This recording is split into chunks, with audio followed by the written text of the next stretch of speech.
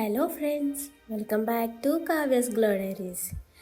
ఈరోజు చాలా ఈజీగా తక్కువ టైంలో చాలా టేస్టీగా ఉండే ఎగ్ కర్రీ ఎలా చేయాలో చూద్దాము. సో ఆలస్యం లేకుండా వీడియోలోకి అయితే వెళ్ళిపోదాం. ముందుగా ఒక కడాయి పెట్టి అందులో ఆయిల్ వేసుకొని ఆయిల్ వేడయ్యాక ఉల్లిపాయలు వేసి లైట్గా గోల్డెన్ కలర్ వచ్చే వరకు వేయించుకోండి.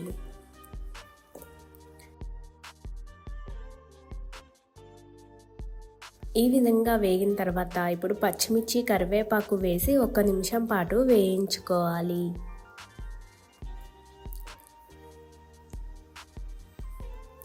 ఇప్పుడు అల్లం వెల్లుల్లి పేస్ట్ వేసి పచ్చివాసన పూర్తిగా పోయే వరకు వేయించుకోవాలి.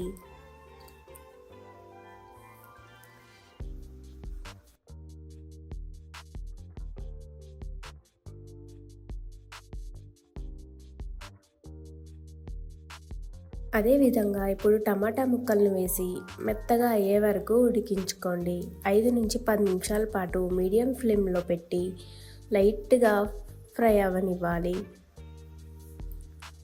టమాటాల నుంచి ఆయిల్ సపరేట్ అయిన తర్వాత 1/2 స్పూన్ పసుపు, 1 స్పూన్ కారం, ఉప్పు తగినంత వేసుకొని బాగా కలిపి మసాలా నుంచి ఆయిల్ బయటికి వచ్చే వరకు ఉడకనివ్వాలి. దీనివల్ల ఏంటంటే కర్రీ అనేది చాలా టేస్టీగా వస్తుందన్నమాట. ఇప్పుడు 1 గ్లాస్ నీళ్ళు పోసి బాగా కలపండి.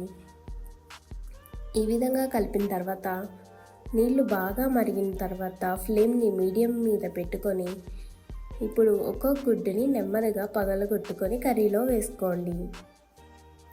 ఈ స్టేజ్లో గుడ్లను అస్సలు కలపకుండా అలాగే మూత పెట్టి 10 నుంచి 15 నిమిషాలు మీడియం ఫ్లేమ్లో పెట్టి ఉడికించుకోండి.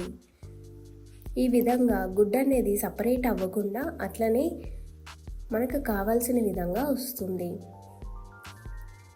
10 నుంచి 15 నిమిషాల తర్వాత మూత తీసి చాలా జాగ్రత్తగా ఒక్కో ఎగ్ని మరోవైపు తిప్పండి.